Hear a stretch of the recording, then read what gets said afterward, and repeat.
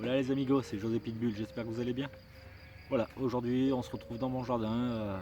C'est la suite de la vidéo que j'avais fait il y a quelques temps, FAQ, où je vous avais demandé de me poser des questions si vous vouliez quoi. Donc j'ai eu pas mal de commentaires super sympathiques, donc certains qui ont posé des questions, d'autres non, mais qui ont quand même commenté pour me féliciter sur ma chaîne. Et voilà, donc c'est super sympa, je vous remercie vraiment.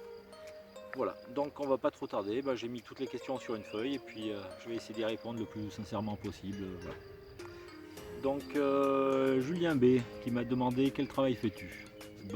Donc je travaille dans une entreprise où on travaille les matériaux composites, donc le carbone, le Kevlar, la fibre de verre. Voilà, ça fait une vingtaine d'années que j'y suis. On travaille pour l'aéronautique, pour le bâtiment, pour l'industrie, on fait pas mal de choses, donc Kevlar, carbone. Voilà, le gros avantage c'est qu'on a des super horaires.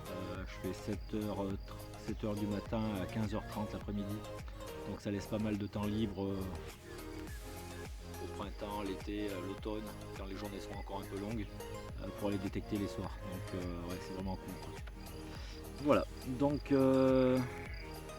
j'ai la question de Poulain, Michael et François Petit. Dans quel coin tu détectes, tu pratiques dans quelle région?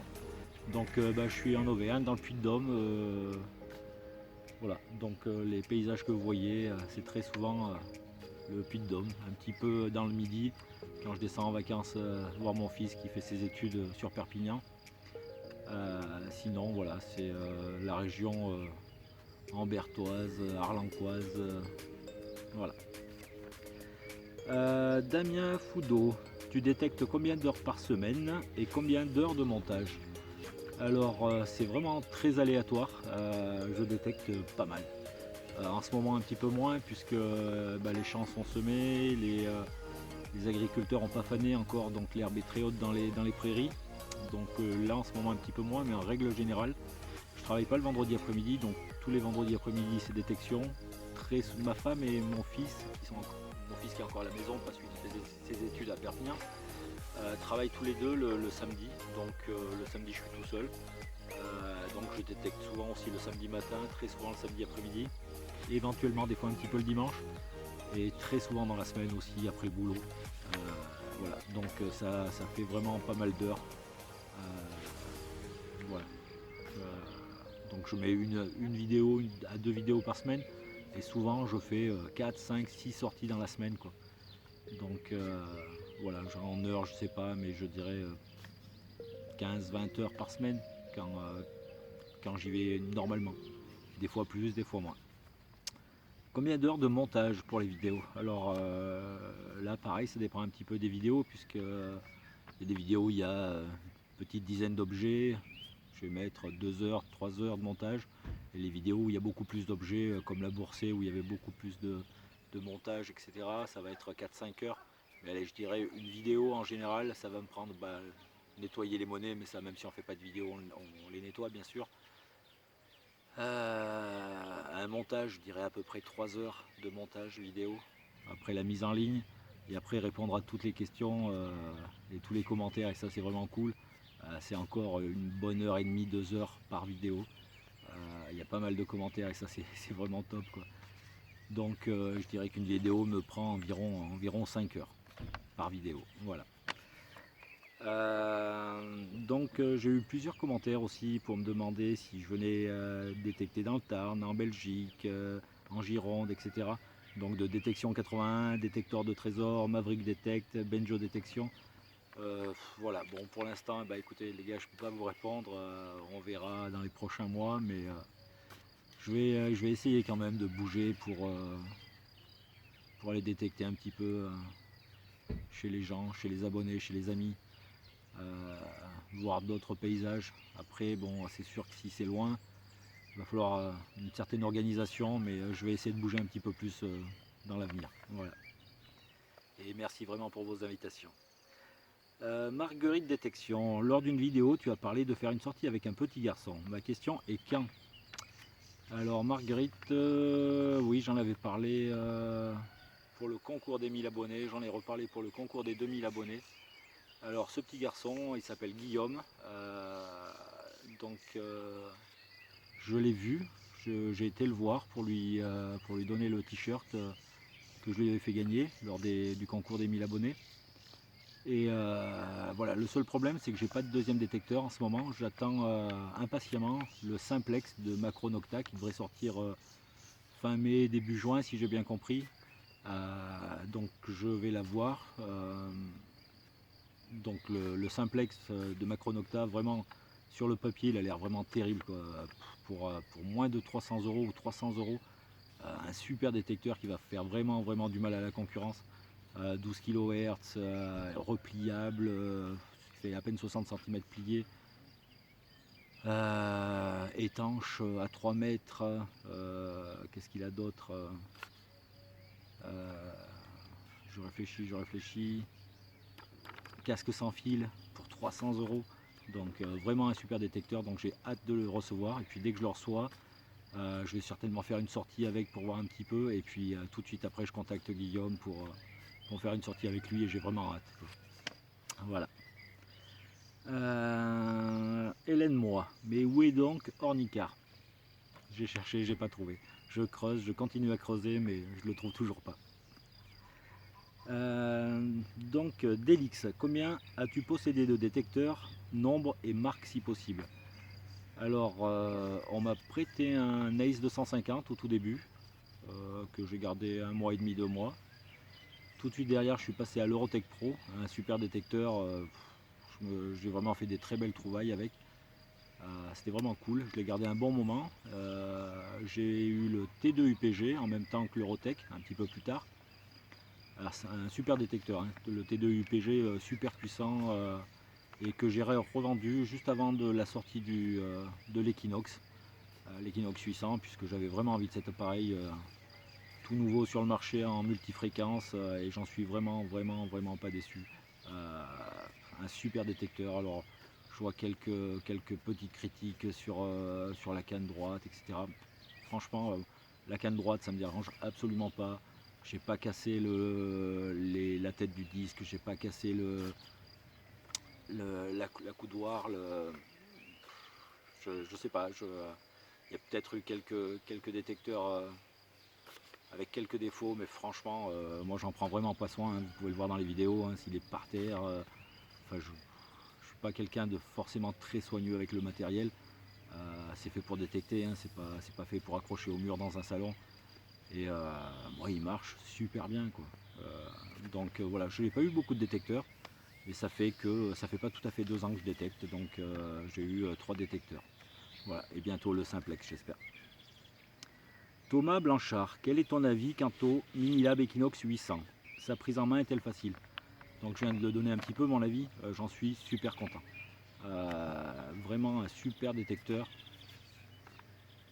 Je suis toujours impressionné par la profondeur et les gens à qui je l'ai fait essayer, qui avaient eu d'autres marques même célèbres, ont été surpris, alors surtout avec le disque 38, hein, ont été surpris par la profondeur à laquelle ils trouvent des objets. C'est pas du fake dans les vidéos. Quand je trouve un objet à 10 cm, je dis c'est 10 cm. Quand l'objet est à 30-40 cm, je le dis. Et je suis vraiment surpris souvent par la profondeur, par la stabilité.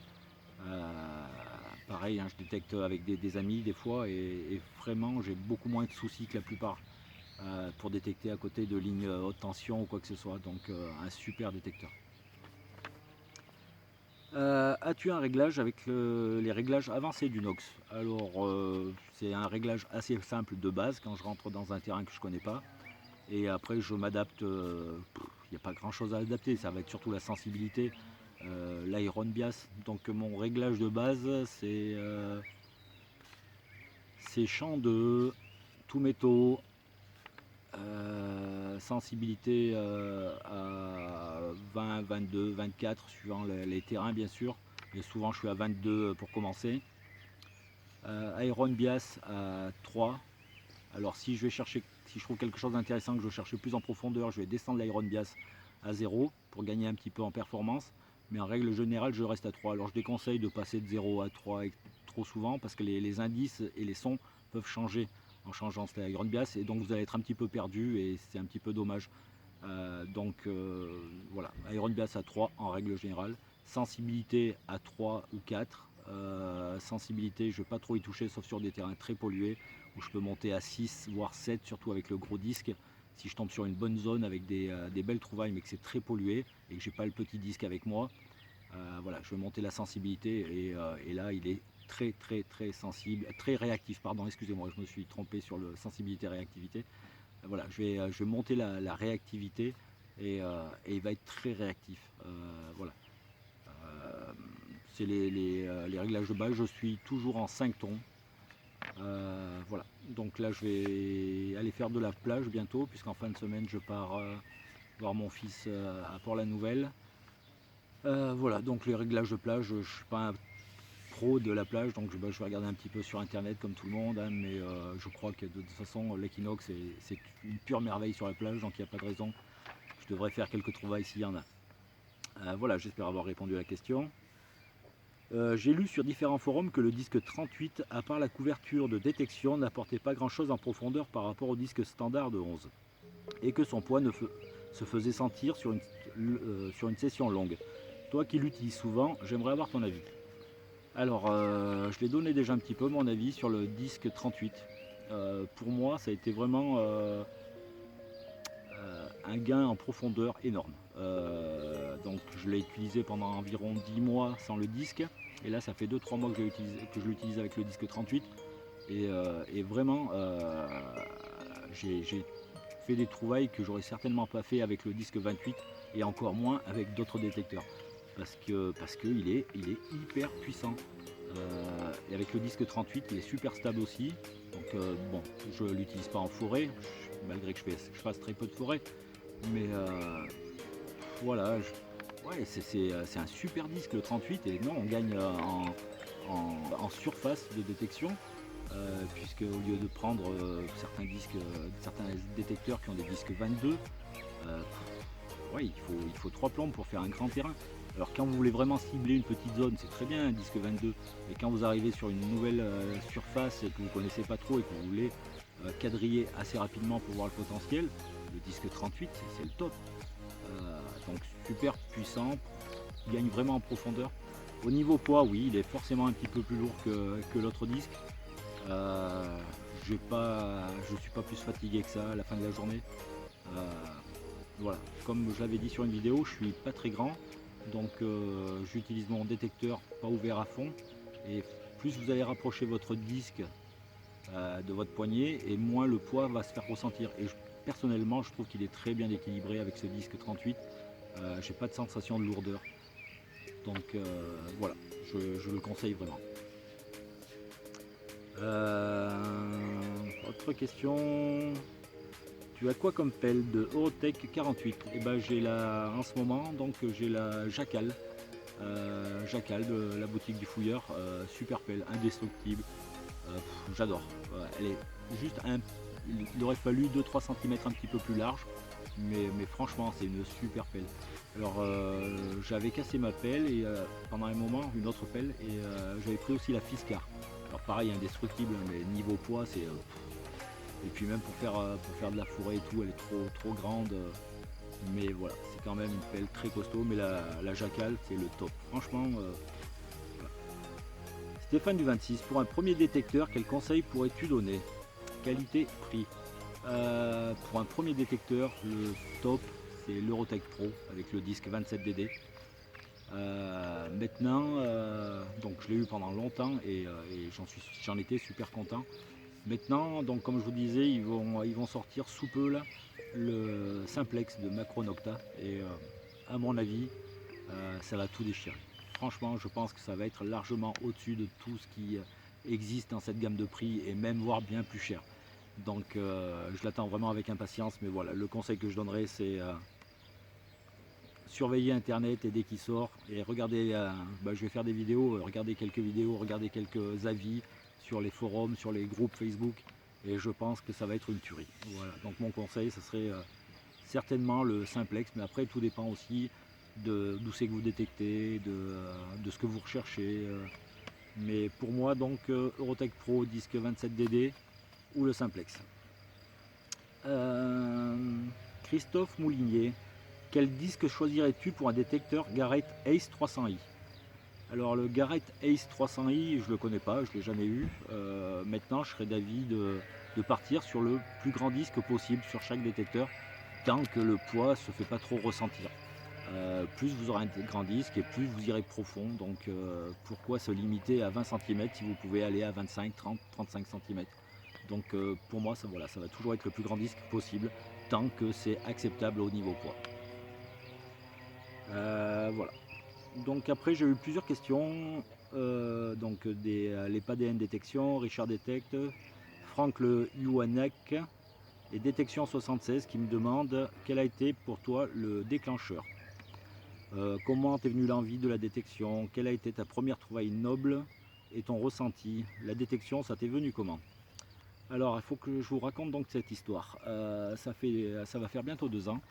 Alors, on est parti en vacances donc avec ma femme et mes 2 enfants dans le midi et donc j'ai dû aller chez mon cousin et cousine à Naples et Manu chercher un coffre de toit puisque la voiture était trop petite pour amener toutes les affaires, donc ils m'ont proposé un coffre de toit, je suis allé le chercher et quand je suis arrivé chez eux ils m'ont proposé un détecteur Ace 250 que mon cousin avait acheté d'occasion il n'y avait pas très longtemps et donc il m'a dit bah écoute tu as de la place dans le coffre de toit, mets le détecteur. J'ai dit non, ça m'intéresse pas. Voilà, je n'avais pas forcément envie de détecter sur la plage, je connaissais pas trop. Ils ont insisté, ils m'ont dit t'as la place, vas-y mets-le dans le coffre et tu verras bien. Donc on est arrivé en vacances et donc ma femme et Kevin, mon grand-fils, se promenaient, puis avec mon petit Alexis, on a été détecté un petit peu, pas longtemps. Et donc on se changeait le détecteur, on essayait de comprendre un petit peu. Et donc c'est mon fils qui avait le détecteur. Et au bout d'une heure, on a fait une bagouze en or énorme. Enfin, une magnifique bagouze avec des pierres. Elle faisait 11 grammes. Voilà, ça a été ma première super belle trouvaille. Et c'est là où on commence à se dire ah ouais, en fait, on trouve des belles choses quoi. Voilà, ça a été le déclencheur. Le déclencheur, ça a été mon cousin et ma cousine donc, qui m'ont prêté ce détecteur. Ça a été cette première super trouvaille qu'on a fait très rapidement. Voilà. Après, comme je n'étais pas du tout objet ou tout, et ben voilà, la vérité c'est qu'on a été voir dans ceux qui rachètent l'or. Donc on a été voir 2 magasins, je crois. Et ils m'ont proposé, si je dis pas de bêtises, 100, 120 ou 130 euros. Et je ne l'ai pas vendu. Je ne l'ai pas vendu parce que je me suis dit que c'était dommage de vendre cette bague 130 euros alors que la personne qui l'avait perdue, que ça valait tellement plus cher aux yeux de la personne. Je sais pas, il s'est passé un truc. Je me suis dit l'argent vaut pas la trouvaille. Je préfère la garder et c'est là où, en fait, où je crois que la passion de la détection est venue. C'est que l'objet était plus important que l'argent. Je ne sais pas si vous comprenez ce que je veux dire, mais j'ai refusé les 130 euros. Voilà, la bague j'ai toujours et elle restera là et elle ira certainement à mes enfants quand je serai plus là. Mais c'est ça en fait. C'est quand on m'a proposé 130 euros, je me suis dit non,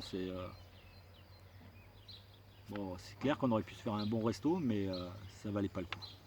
J'ai préféré garder cette trouvaille. Voilà. C'est comme ça qu'est venue la passion de la détection.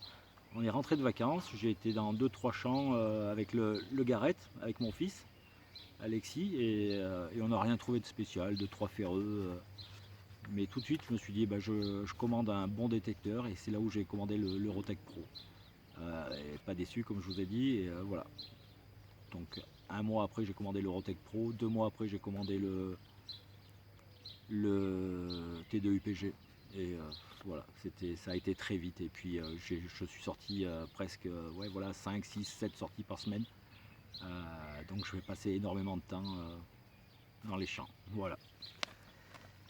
Le ressenti au moment de cette première trouvaille noble, ça a été beaucoup de joie. Ça a été beaucoup de joie, mais au départ, voilà, il y avait un petit peu l'argent, il y avait un peu la trouvaille, il y avait un peu le fait de trouver de l'or. Il y avait beaucoup de trucs mêlés. C'était pas c'était pas encore la détection pure et dure où on pense que à la trouvaille. Mais ça a été beaucoup de joie. Plusieurs personnes aussi m'ont demandé donc quelle a été ta plus belle découverte, pour toi c'est quoi ta plus belle trouvaille? Donc question de détection 81, détecteur de trésors, MIC Detect 57 et Christelle Trichet.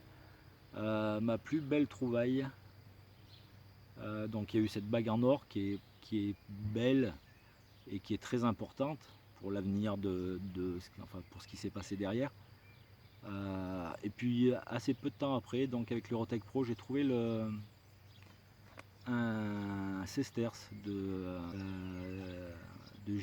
Julia Domnia, et, que j'adore, une patine merveilleuse. Et là, alors que je regardais plein de vidéos où les gens ils sortaient des romaines et tout, et par chez nous il n'y en a pas, il y en a très très peu. Je connais quelques personnes qui détectent dans la région et c'est quand même très rare. Et voilà, j'ai eu la chance de faire un magnifique sesterce peu de temps après.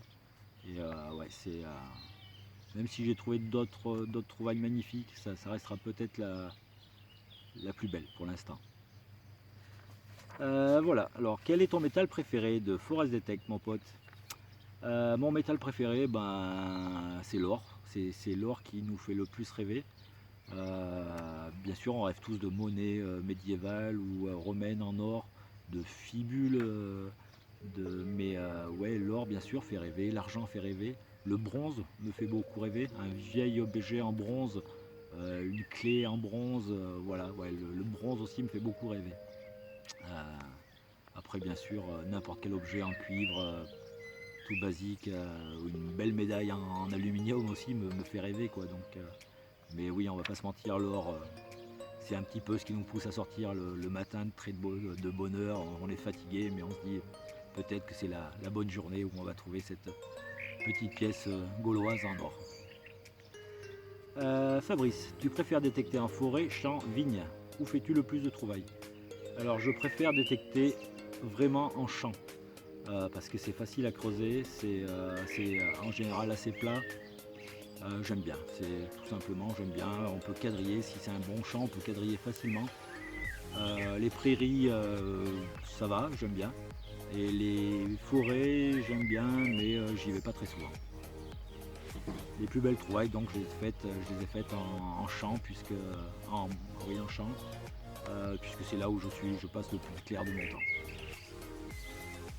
Euh, alors, mon pote Arverne Exploration, à quand une sortie en forêt? Eh ben, quand tu m'inviteras, mon pote.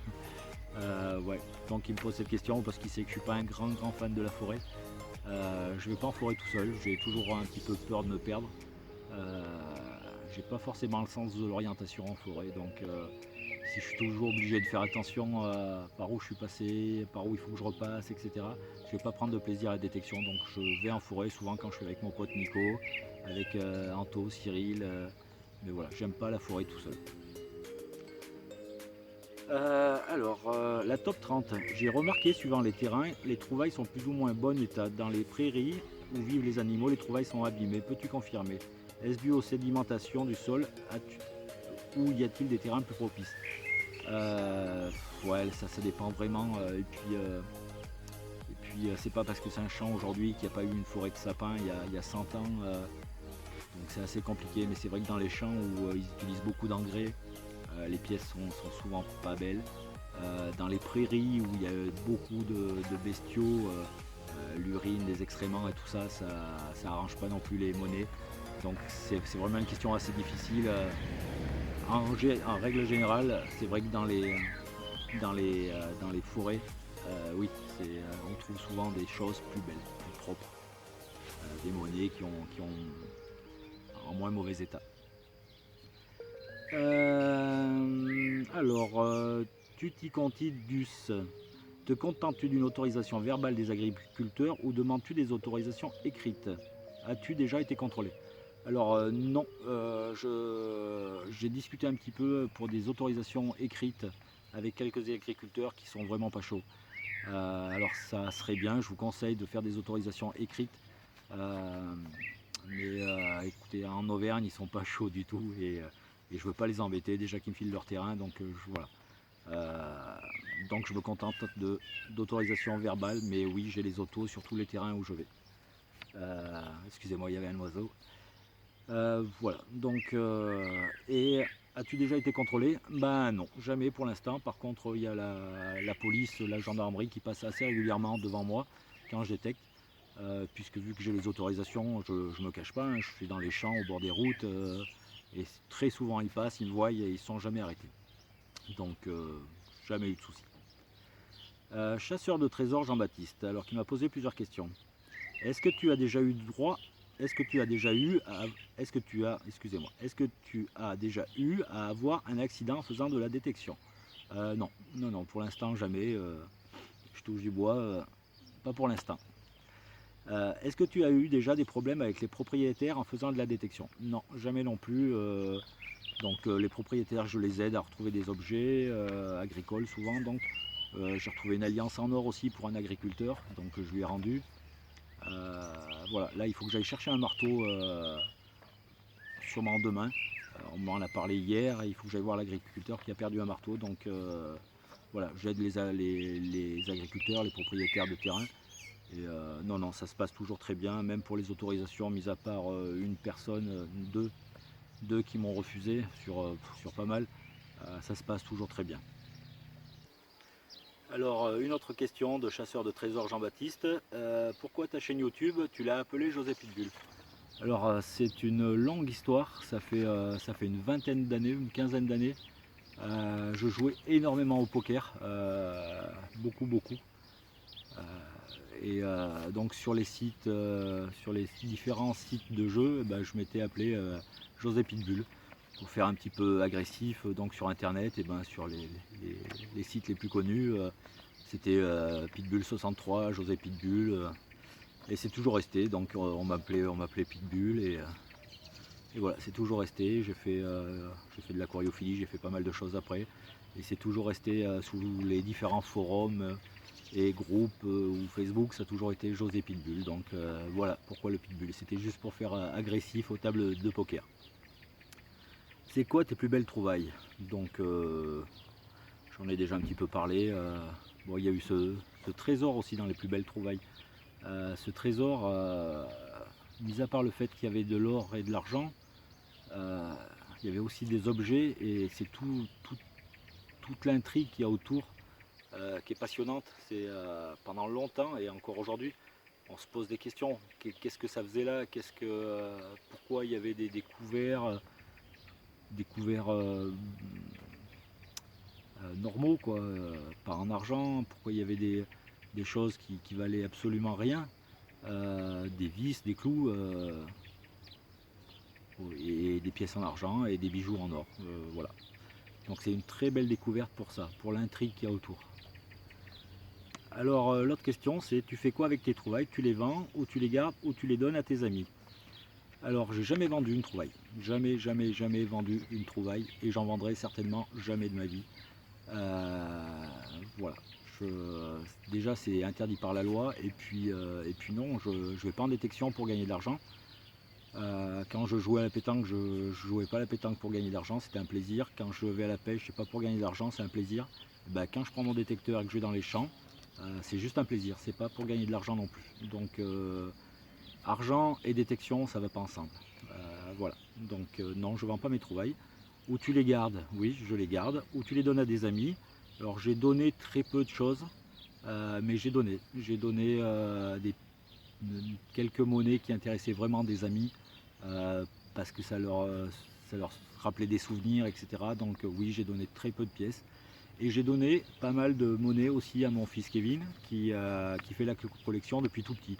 Donc tout ce qu'il a envie de prendre en fait dans ma collection, dans ce que je trouve, il le prend pour sa collection. Et ça me fait énormément plaisir. Voilà. Donc voilà ce que je fais de mes trouvailles. Je les garde ou je les donne à mon fils, mais en aucun cas je les vends.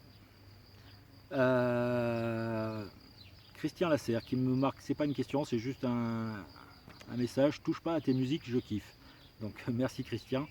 Ouais, je ne compte pas y toucher, moi non plus, je les aime beaucoup, donc voilà, j'en rajouterai peut-être une plus tard, mais celles que j'ai, je les aime beaucoup. Alors, il y a aussi Fana de Givre qui me dit, fais-nous une petite sortie réglage. Voilà, donc sur quelques vidéos, je mets mes réglages au début de la vidéo. Je viens de vous en parler un petit peu et ouais, je vais peut-être essayer de donner un petit peu plus les réglages en début de vidéo. Il faut que j'essaye de le faire, mais c'est vrai qu'au départ, quand j'attaque une vidéo, quand j'attaque une sortie, je pense pas forcément à la vidéo, donc je démarre et puis dès que je fais ma première trouvaille intéressante, je me dis voilà, eh ben, on va attaquer une vidéo et puis là c'est tout de suite, j'ai envie de vous partager cette trouvaille et je pense pas forcément à vous donner les réglages. Voilà, j'essaierai de le faire un petit peu plus. Serait-il possible d'avoir une vidéo explicative sur les différents sons les plus courants? Question d'Olivier Lavaux. Alors, les sons de l'Equinox et des autres détecteurs en général. Je ne suis pas forcément d'accord un petit peu avec tout ce qui se dit. J'ai vu pas mal de vidéos où on dit par exemple que l'Equinox a des sons qui sont moins précis que d'autres marques, etc. Et qu'avec les autres marques on peut vraiment savoir ce qu'il y a au fond du trou, etc. Alors peut-être, mais alors ça m'intéresse pas du tout. Je vais vous expliquer pourquoi, ce que je pense moi. Quand j'achète un détecteur haut de gamme par rapport à un détecteur bas de gamme, c'est pour qu'il puisse détecter partout. C'est pour que j'ai pas de problème d'instabilité, d'interférence, que je puisse détecter où j'ai envie de détecter, contrairement au bas de gamme où vous allez être quand même embêté par pas mal de choses, par la minéralisation du sol par exemple. Voilà, donc c'est pour ça que je prends un haut de gamme. Ensuite je prends un haut de gamme parce qu'il va détecter plus profond, parce qu'il sera plus puissant, tout en étant stable. Et c'est le gros avantage de l'Equinox. Après quand on parle des sons, et quand on me dit oui avec telle marque tu peux savoir que c'est de l'alu machin, je comprends pas ce que ça veut dire.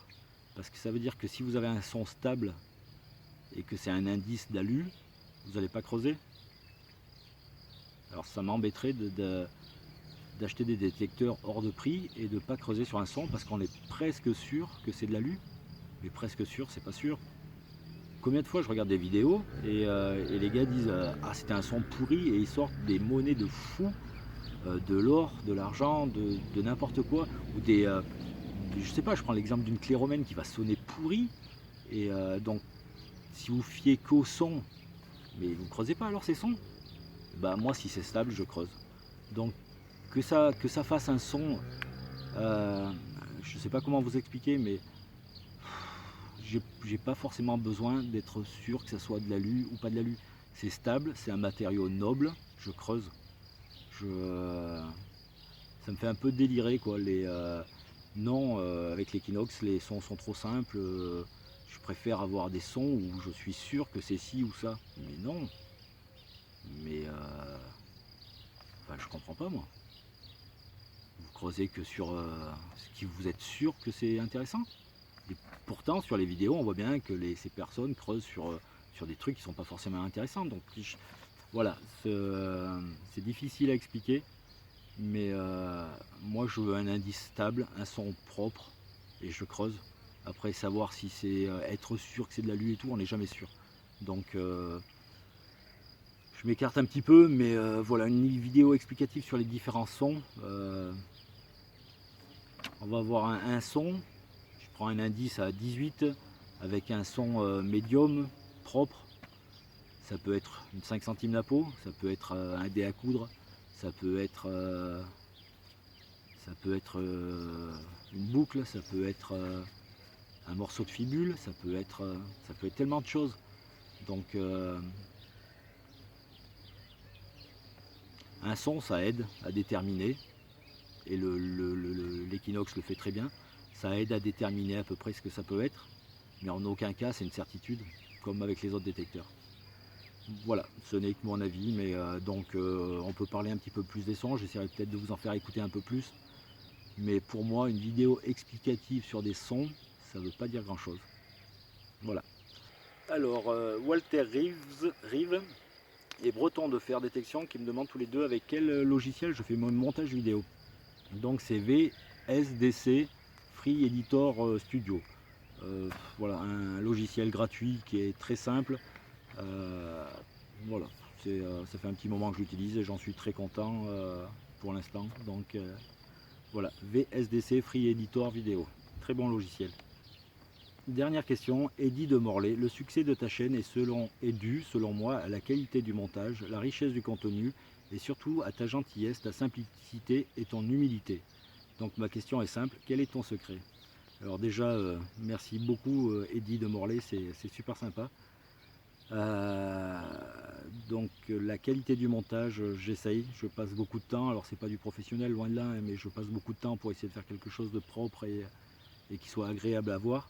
La richesse du contenu, ça, ma foi, ça dépend des sorties. Ta gentillesse, ta simplicité, ton humilité. Alors,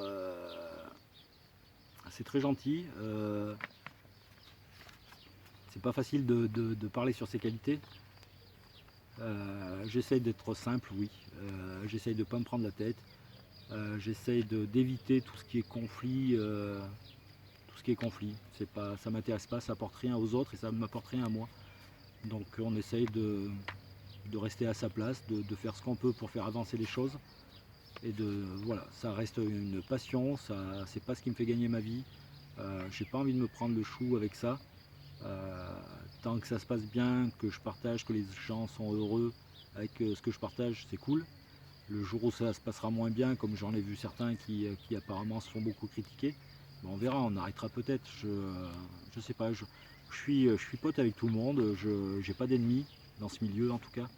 Je pense pas, hein, du moins. Je peux discuter avec tout le monde, avec n'importe quelle personne qui a n'importe quelle marque de détecteur.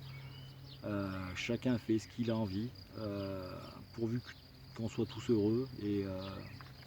Alors ça fait un peu bisounours tout ça, mais c'est vraiment vrai. C'est pourquoi se prendre la tête à chaque fois pour des trucs ridicules. Voilà, c'est donc mon secret, c'est de rester comme je suis tous les jours à la maison, quoi. C'est normal. C'est pas faire le barbeau, pas faire le gars qui connaît tout. Ça fait 2 ans que je détecte, je vais pas. Voilà, c'est peut-être aussi une des raisons. C'est que j'ai commencé à détecter, donc ça fait même pas 2 ans, et je me vois mal donner des conseils, faire le beau là, et dire voilà comment il faut faire, voilà si. Non, donc voilà, c'est peut-être pour ça aussi que je fais pas beaucoup que je donne pas beaucoup de conseils sur les réglages et tout. C'est que je me sens peut-être pas encore assez expérimenté pour parler de tout ça. Il y a des gens qui le font très bien et je leur laisse ce rôle. Moi, mon rôle et mon envie, c'est de vous partager ce que je fais. C'est pas de passer pour quelqu'un qui maîtrise les détecteurs, qui maîtrise les réglages, qui maîtrise tout, non, je suis un simple détectoriste qui partage ma passion. Voilà, on va en rester là je pense, ça sera le mot de la fin. Merci à vous tous pour vos super commentaires, pour vos questions. J'espère que ça vous aura appris un petit peu plus de choses sur moi. Donc sur ce, je vous souhaite bonne détection à tous, portez-vous bien et puis à très bientôt. Ciao ciao. Sous la neige ou la canicule, José Pitbull, pour un loulou une capsule. José Pitbull, agenouillé sur ses rotules, il fouille un petit monticule, pour la roro ou la fibule, ou le bout d'allure ridicule. José Pitbull,